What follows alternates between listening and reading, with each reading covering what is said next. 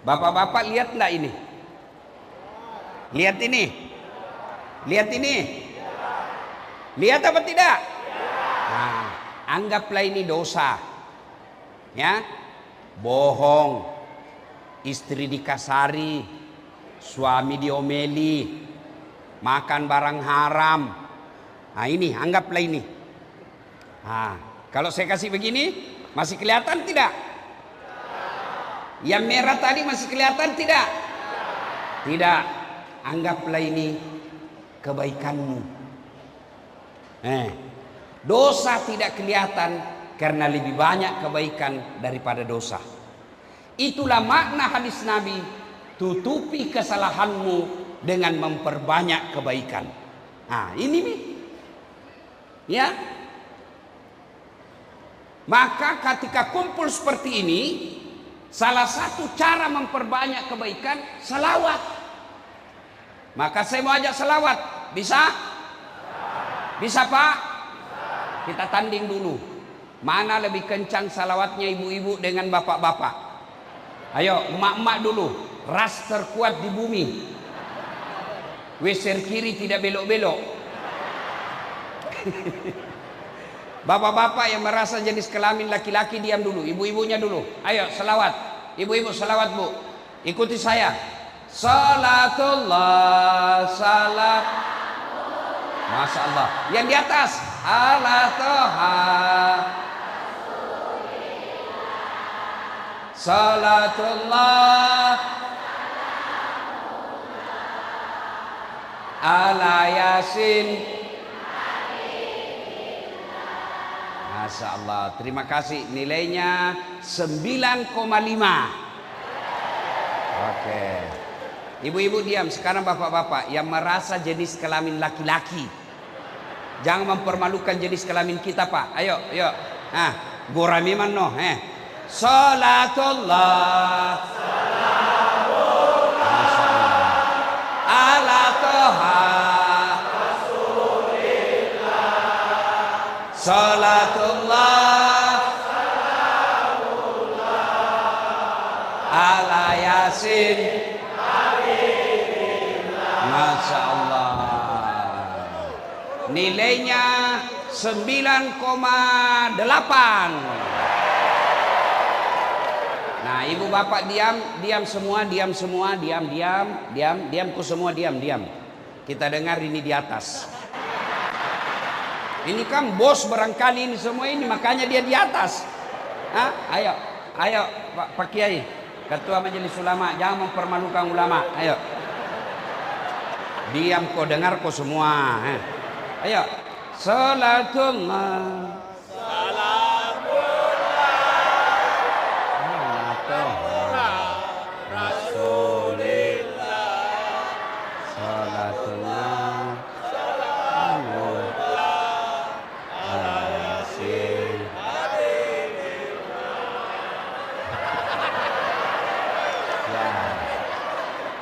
Tadi 9,5 ibu-ibu, bapak-bapak 9,7.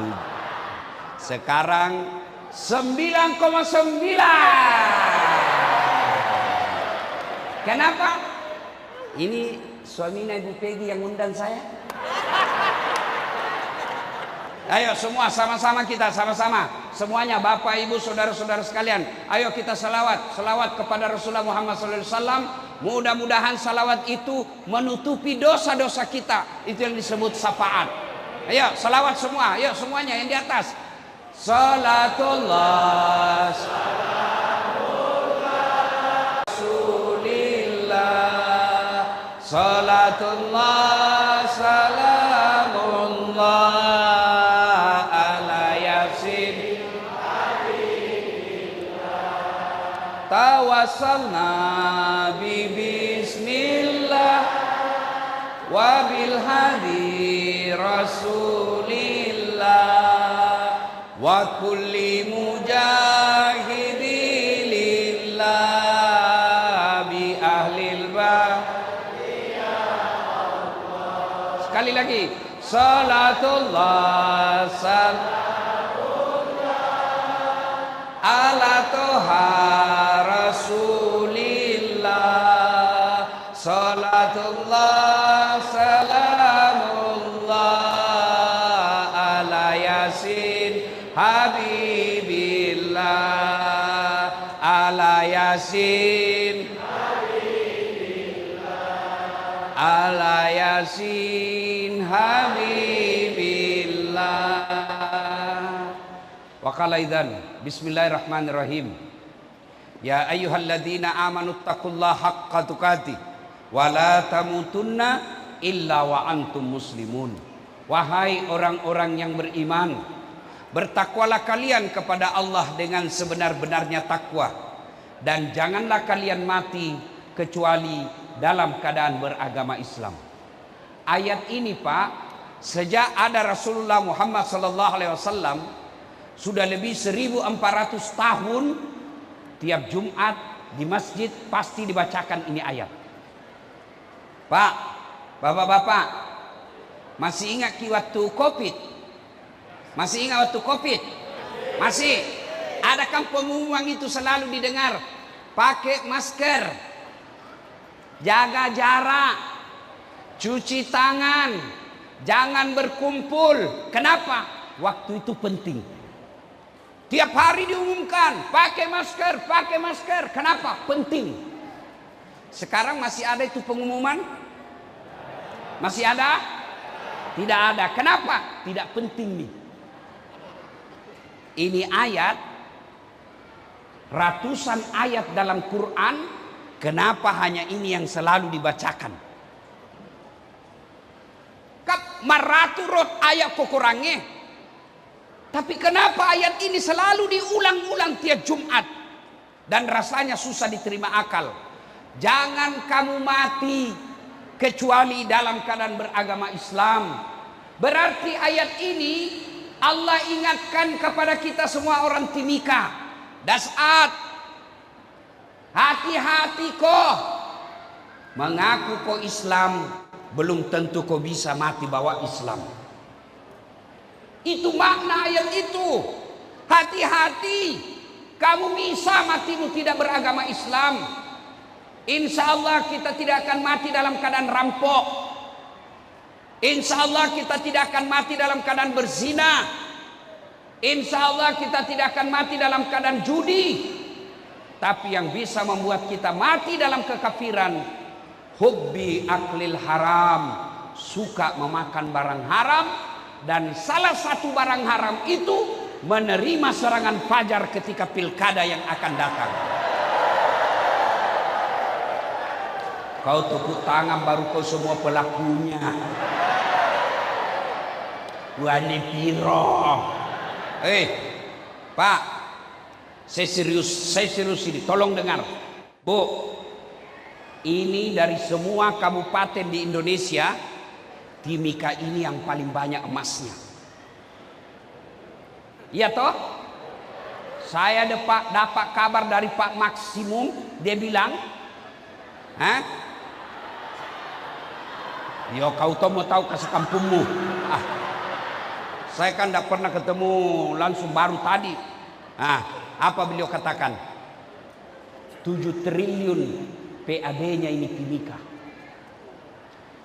Mestinya makmur rakyatnya.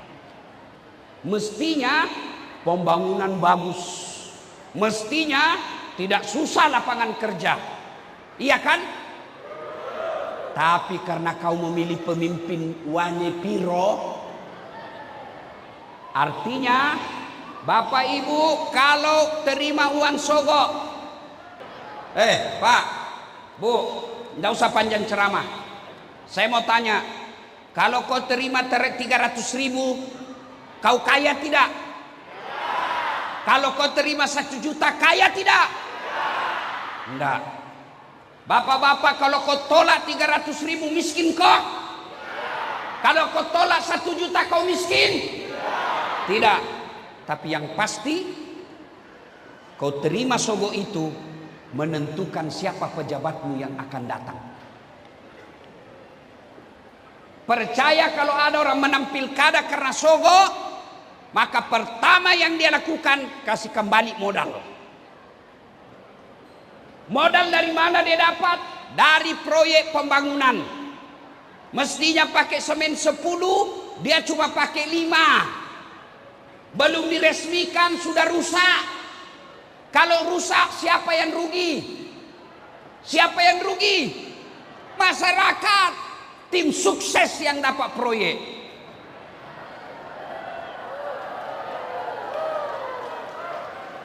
Siapa suruh kondang kak?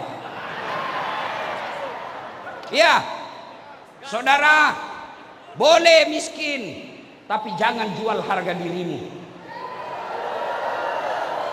Saya orang Bugis selalu bilang, namo kasih asih kak, tapi ajak mupakatuna kak. Biar saya miskin, tapi jangan kau hina saya dengan 300.000. Itu orang beriman. Bisa? Kenapa nak cuma 25? Bisa tolak serangan fajar? 100 orang dia orang. Muka-muka serangan fajar semua ini. Bisa tolak uang sogok? Ya Allah, dengarlah janji hambamu. Kalau dia ingkar janji, buat hidupnya susah dunia akhirat. Masih sano. Ya Bapak Ibu saudara-saudara sekalian, saya mau tanya, Pak, pernah lihat orang diantar jenazah? Pernah lihat antar jenazah? Ibu-ibu pernah lihat antar jenazah? Bukan pernah, sering. Kata Nabi, kalau kau diantar jenazah, 3 yang ngantar kamu, 3 yang mengantarmu, 2 balik, tinggal 1 yang temani kamu. Apa gerangan itu? Pertama, harta. Keluar semua harta. Mobil, motor, sepeda, keluar harta antar. Ada yang masuk ke kubur? Ada yang masuk di kubur? Ada Pak. Apa? Kain kafan. Kamu merantau ke Timika, cari uang, rumah mewah, mobil ada, tidak ada rumahmu masuk di kubur. Tidak ada motormu masuk di kubur. Jangankan rumah motor, handphone saja tidak boleh kau bawa.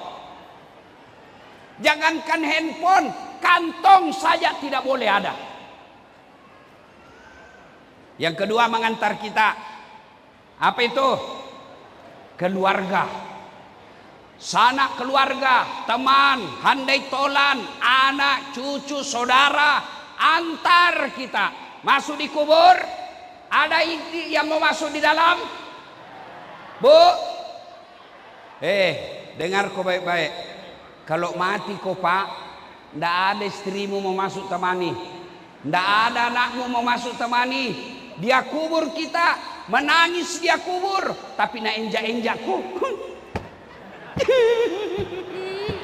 Iya toh, dia menangis tapi nak enjak-enjakku. Iya toh. 3, yang mengantar kita amal. Inilah yang setia, kemanapun kau pergi, dia akan ikuti kamu. Masuklah kita di kubur, kembalilah pengantar.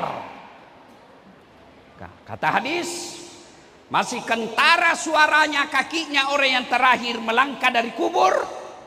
Datang malaikat, bawa pertanyaan, 5 pertanyaannya. Tapi kalau baik solatmu Pak, tenang, jangan kau pusing. Kalau bagus solatmu, tidak usah cemas. Kenapa? Solatmu yang akan jawab pertanyaan 5 ini. Kalau orang baik solatnya, datang, malaikat berkata, yang baik solatnya ini, bagus semuanya. Marrabuka, siapa Tuhanmu? Solat berkata, dasat, mundur kau. Waktu kau hidup kau rajin jaga saya, sekarang saya jaga kamu. Marrabuka, siapa Tuhanmu? Solat menjawab, Allahu Akbar. Mungkar geleng kepala.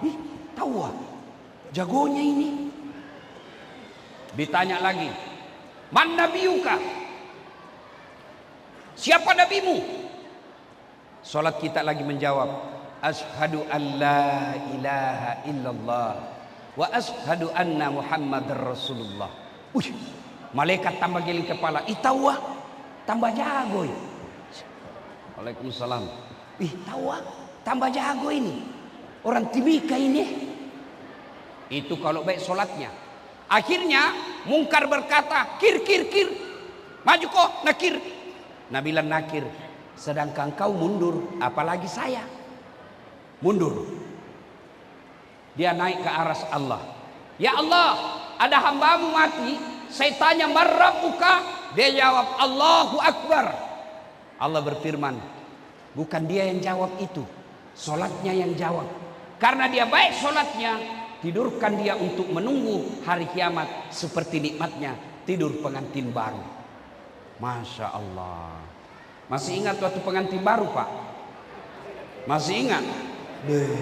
Apa biasa dibilang waktu tak pengantin baru? Cepat na pagi. Kenapa? Enak. Itu kalau bang solatnya. Tapi kalau tidak beres solatnya, Nabi bilang malaikat, lama aku tunggu kau. Kau yang paling banyak ceritamu kalau orang ceramah. Nak goreng godamnya. Nak putar mi palu-palunya itu muka. Metanolo tajak cilaka. Niko na pegancar.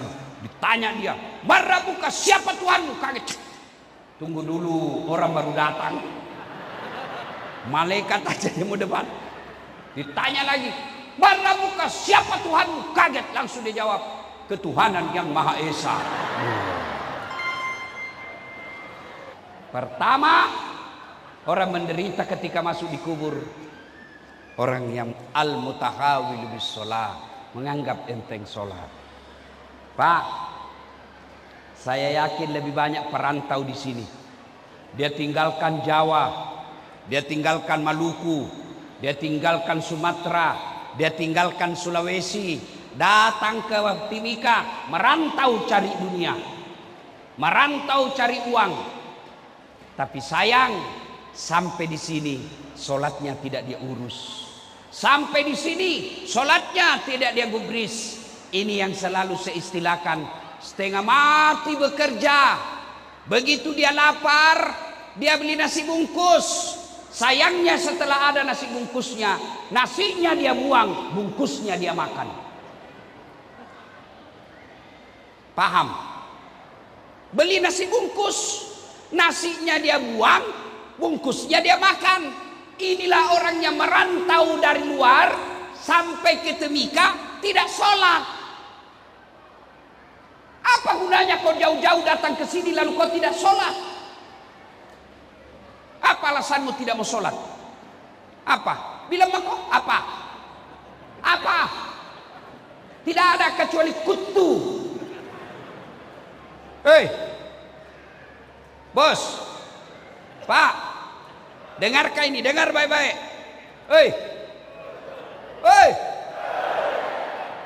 Kalau kau merantau ke Timika, sampai di sini susah kau kerja, menderita kau, ada pilihanmu? Ada pilihan? Ada. Balik lagi ke Sulawesi. Selesai. Kau pegawai negeri, ndak nak suka kau bupati, ndak nak senang kau gubernur, ada pilihan? Ada pilihan? Ada. Pensiun dini, selesai. Ada ibu-ibu, suamimu cerewet, pelit, kasar, ada pilihan? Ada. Pulangkan saja aku pada ibuku, atau ada pilihan. Bapak-bapak, istrimu cerewet, suka ngomel, malas masak, malas ngurus anak, ada pilihan? Dua pilihanmu. Kalau tidak cerai, tambah jadi dua. Iya kok. Jelas. Menderita di dunia, bos. Menderita di dunia masih ada. Kalau menderita kau di dunia tidak lama dan masih ada pilihanmu. Tapi kalau masuk kau di kubur, masuk di kubur. Ada pilihanmu? Nggak enak deh. Datang mereka, lari kok. Begitu kau keluar dari kubur, viral kau satu dunia. Siapa orang paling menderita di kubur? Al-mutahawil bis-shalah. Dia gak sempajamu, tidak ada harapan. Kasihan kita jauh-jauh merantau dari Jawa, dari Sumatera, dari Papua, dari Maluku, dari Sulawesi sampai ke sini. Gajimu cuma 5 juta satu bulan, 7 juta satu bulan, lalu kau tidak sholat. Kalianlah orang yang paling bodoh. Apa susahnya sholat? Apa susahnya? Tidak ada bacaan ku hafal Ustaz. Datang kau berjamaah di masjid. Kalau imam sudah baca, diam, sah. Ustaz tidak bisa kena air, tayamum. Masih banyak di sini pasti tidak tahu tayamum. Tayamum, letakkan telapak tangan dinding, usap wajah. Ya, sudah itu letakkan tangan lagi, ini digulung, gulung ini lengan kanan sampai di atas siku. Jam tangan cincin buka, usap. Ini dulu usap. Sampai di sini dulu diusap. Ini dulu. Sudah itu yang ini. Sudah.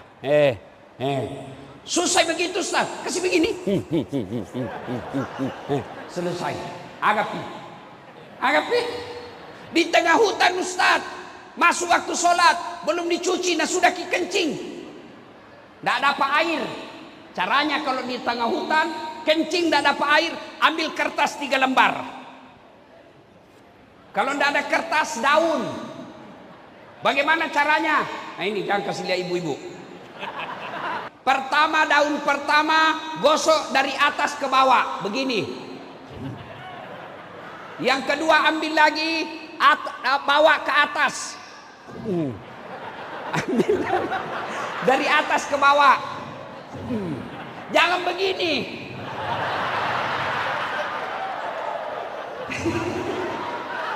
Kenapa ada ibu-ibu heboh? Ya, paham. Kalau dapat air, wudhu lagi, cuci alena beliau, wudhu baru sholat. Kalau tidak dapat air, tayamum biar tidak dicuci, selesai. Apa pi? Sakit kau Ustaz? Tidak bisa kau berdiri, duduk makoh. Sariawan nggak Ustaz? Sampai yang sariawan makoh?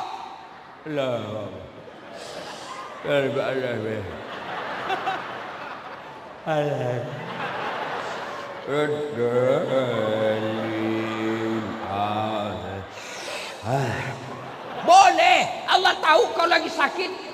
Agapi, apa pi?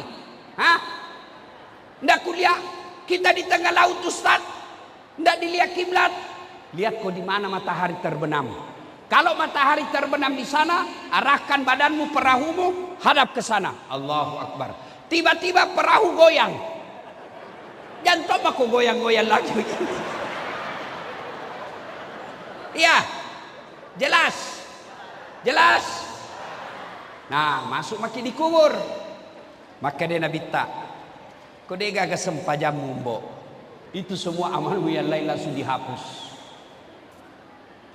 Salat Pak. Saya sudah salat Ustaz. Alhamdulillah kalau sudah salat. Ayo datang jamaah di masjid. Alhamdulillah.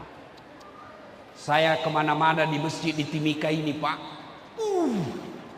Selalu penuh jamaahnya Pak. Masya Allah, hari ini saja sampai di luar. Apalagi kalau subuh. Penuh sampai di luar, tidak ada di dalam. Hei. Tahu tidak orang berjamaah? Kalau berjamaah itu satu ada disebut imam. Di belakangnya imam, sebelah kanan ada namanya muballaga. Tahu muballaga Pak? Ada itu kalau kita di Masjidil Haram didengar di televisi. Nabi bilang imam, Allahu Akbar. Ada yang teriak, Allahu Akbar. Imam bilang, Sami Allahu liman hamid. Rabbana lakal hamd. Muballagah. Ada lagi namanya makmum. Makmum ini kita umumnya. Untuk jadi imam,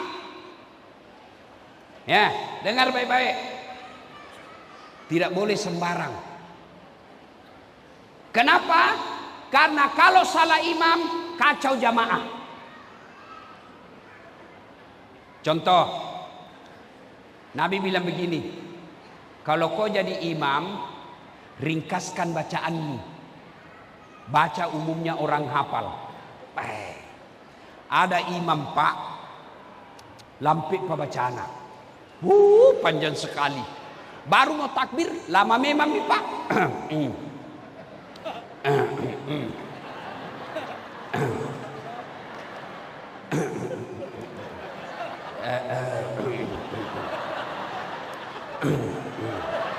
Apa nak kau tinggal langkah selesai nih?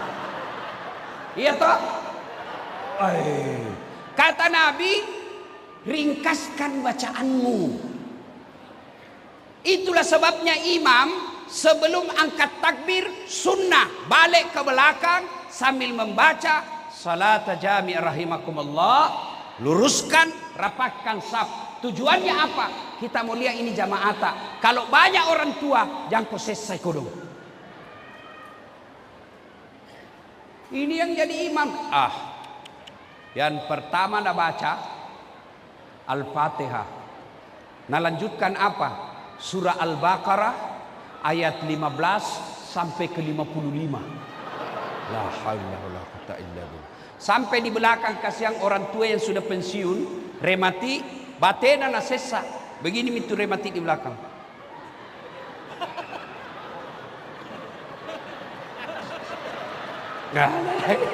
Belum bisa selesai dalam hati dah lampai pembacara itu naik. Iya, iya toh. Baca yang umumnya ringkas. Yang kedua kata Nabi, baca yang umumnya orang hafal. Tujuannya apa? Satu, supaya kita bisa husu ikut.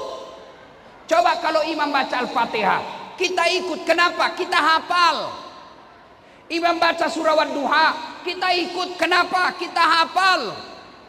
Tapi ketika imam membaca surah Al-Baqarah ayat 5 sampai 60, dia husuk dengan bacaannya, kita husuk dengan hayalan. Kita mau ruku, belum bisa selesai, kita mau ikut. Tidak dihafal, terpaksa kita baca semua itu di dinding.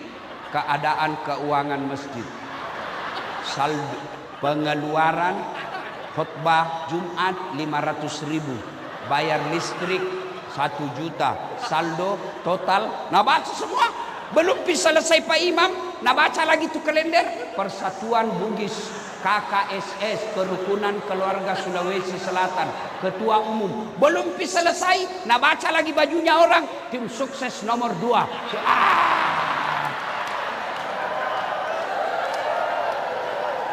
Ayo, siapa salah? Siapa salah? Siapa salah? Imam. Yang kedua tujuannya dianjurkan kau baca yang umumnya orang hafal, supaya apa? Kalau kau salah, ada yang bisa luruskan. Coba beda kalau imam salah, Wadduha kita bisa tegur, kita bisa husu ikut. Tapi kalau kau salah, wayalemu. Ada ini anak muda tidak tahu benar atau tidak. Jadi imam IPA, waktu nana baca Al-Fatihah aman, surah panjang na baca, hanya dia yang hafal. Begitu dia baca, tiba-tiba ada cicak jatuh, kena telinganya, stres. Orang stres, nah lupa sambungannya dalam hatinya. Apa sambungannya ini? Nah lupa betul. Dari belakang juga tidak ada. Suasana hening, diam semua orang satu masjid. Pak Imam bilang, tolong bantu di belakang. Nabilah yang di belakang, saya juga tidak tahu. Tiba-tiba dari belakang sekali anak muda teriak, kalau begitu ya sudah, Allahu Akbar. Siapa salah? Siapa salah? Siapa salah? Imam. Ini kejadian waktu kecil di kampung. Kisah nyata. Sujud orang. Lama sekali ketika sujud. Tiba-tiba orang bilang, kenapa? Nah lama sekali nih. Tidak seperti biasanya. Tiba-tiba ada teman saya nak angkat kepalanya. Langsung teriak, wih, hilang imam. Ternyata yang ditunggu hilang di tempatnya, Pak. Dia keluar pintu samping, bubar sholat, kacau, tidak jadi berjamaah. Selesai sholat, datang itu imam, ditanya, Pak Imam, maka musalai jamaah, kenapa kau tinggalkan saf? Kentukan, mentukan. Pak Imam, lain kali kalau buang angin, angkat kepalanya orang, biar dilihat kau keluar. Apa nak bilang? Sengaja nak, masiri kak, malu kak kau lihat. Siapa yang salah? Siapa salah? Siapa salah? Imam. Maka itulah sebabnya dalam fikih sholat jamaah, jadi imam harus hati-hati. Kenapa? Karena kalau salah imam, salah saf satu masjid. 27 November, Timika pilih imam. Hati-hati pilih imam. Jangan kau pilih imam hanya karena sekampungmu, karena bukan kau memilih ketua kerukunan. Jangan kau pilih imam hanya karena separtai. Jangan pilih imam yang kamu yakin bisa menyelamatkan bangsa, negara, dan agama.